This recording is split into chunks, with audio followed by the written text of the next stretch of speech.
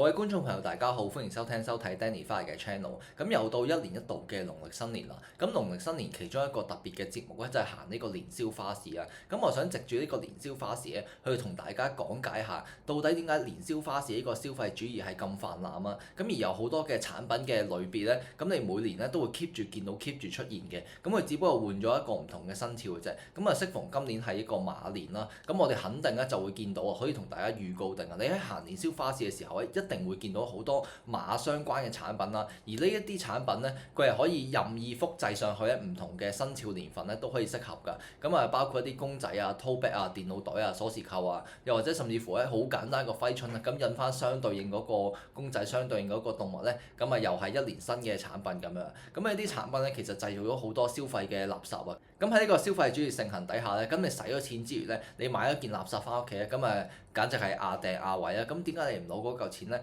攞去做其他更加有意義嘅事咧？咁啊當然啦，唔係話淨係投資啊，咁甚至乎啊，我純粹嗰嚿錢係一個享樂嘅 spending 嚟講都好啊。咁點解我唔將嗰嚿錢咧用喺一個可以令到我更加快樂嘅選項身上咧，而要喺年宵上面咧就幫襯佢哋買咗一啲咁嘅垃圾產品咧，今日製造咗多一件垃圾嘅。咁我希望大家睇完今日條片咧，就以後啊就記得喺行年宵花市嘅時候咧，咁啊記得抵制呢啲垃圾產品啊！好啊，咁我哋年宵啊，一年一度啊，咁有啲咩垃圾產品咧？咁我哋今年嘅年宵咧就係呢個2月11號開鑼啊！咁喺2月11號開始咧，大家就可以去行呢個年宵啊！咁跟住咧就係通常都係一個星期啊，7日8日咁樣咁上下啫。咁啊到呢個年初一之前咧就會收檔㗎啦。咁我哋每年行年宵都會見到嗰個價錢上面咧，佢啲產品有時如果賣唔晒咧，因為嗰一年咧賣唔晒就冇㗎嘛。譬如你馬年嘅產品，你冇可能等多12年之後先攞出嚟再賣啊嘛，咁一定係抌㗎啦。咁所以喺尾嗰幾日咧，咁你都會見到一啲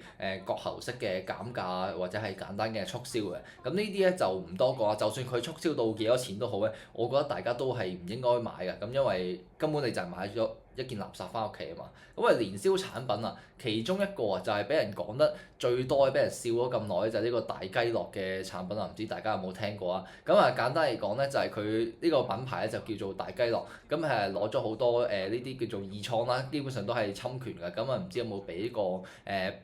design 嘅版權係呢啲相關嘅公司啦，咁然之後就攞咗佢嘅產品咧，咁啊改一改啲字，咁啊加少少圖片咧，咁啊整一個 cushion 啊，整個公仔啊，整個 tote bag 咁樣就攞出嚟賣啊，咁啊當年咧就係俾人笑到面都黃㗎，咁啊年宵產品咧當然有好多啊，咁但係咧年年啊大家都會見到咧，正如我啱啱所講嘅就係嗰一年相關嘅生肖嘅公仔啊，咁啊有十分之多嘅，咁一係即係公仔啊、揮春啊、tote bag 啊，然之後電腦袋啊，咁你每年見到嘅都會出現翻嘅，咁我哋呢啲好多咧，其實都唔知買翻嚟係做乜嘢嘅喎，咁啊呢啲有啲咩三文魚扒嘅公仔袋買嚟做咩？咁啊呢啲唔知點樣雪糕加隻豬嘅公仔又係買嚟做啲乜嘢？咁啊呢啲又係一啲應該都係侵權嘅產品嚟㗎，咁又係你買翻屋企係做啲乜嘢？咁啊大家如果啊大家係有買過呢啲產品咧，你都可以諗下到底嗰件產品啊，你喺上年啊或者幾年前買過嘅，咁到底嗰件公仔去咗邊度咧？定係還是係抌咗咧？咁如果之前嗰幾年你買咗件公仔咧，你係抌咗嘅話，咁或者收埋床下底，根本上壓住自己屋企嘅珍貴嘅空間啦。咁點解你今年又要使一嚿錢又要買一件產品咧？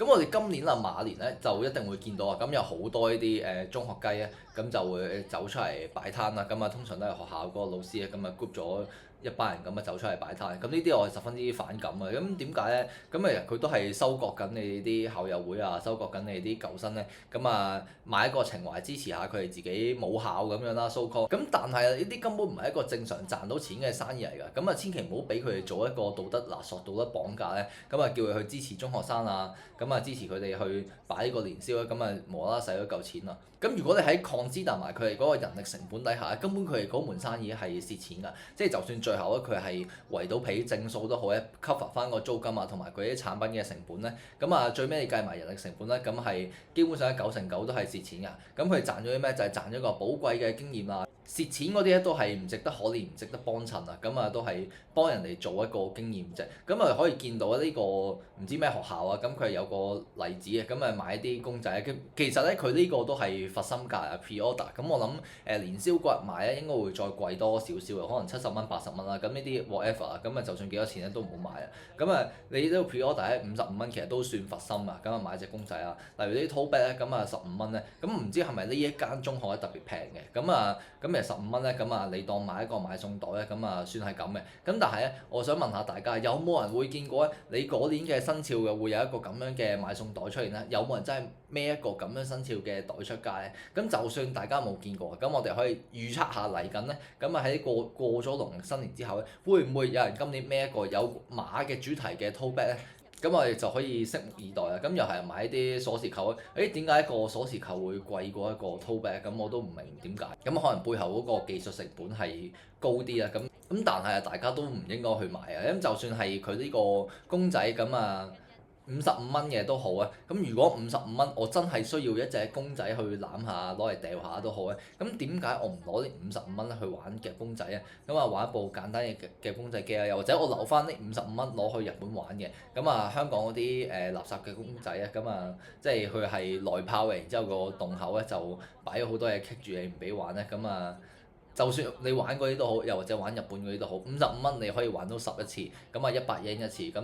你55蚊咧，咁啊11次咧基本上都應該係可以夾到一隻㗎。咁啊點解唔去玩嗰啲？玩嗰啲咧，你攞到一隻公仔之餘咧，你仲有呢個玩嗰陣時候嗰個開心嘅刺激感覺啦，咁同埋嗰個好似抽獎機制咁樣，咁當然呢啲我都係唔建議啊。咁但係你起碼攞到呢個 feel，攞到呢個感覺去玩到，你多咗一個玩嘅體驗，然之後又多一隻公仔，咁點解唔攞去玩呢？咁啊另一樣啊，咁啊年宵咧會見到就係呢啲所謂叫做自家設計嘅 T 恤啊，咁我唔理佢嗰個設計係點樣啦，咁可能唔排除有少部分咧係真係設計得好靚嘅，你係真係想買，你係真係想着出街嘅，咁但係有好多時候都係呢啲咧，咁一係就係同啱啱嗰個邏輯一樣啦，咁啊跟翻嗰年嘅生肖咧，咁啊是但整個公仔入去咧，咁啊印上去咧，咁又賣一件 T 恤俾你，咁又百幾蚊啦。咁啊另一啲咧就係呢一啲所謂嘅自己設計，咁啊賣啲本土情懷香港電影 T 恤系列啊。咁啊到底啲設計咗啲乜嘢咧？其實佢直接偷咗電影嗰張 cap 圖喎。咁啊甚至乎呢啲 cap 圖咧，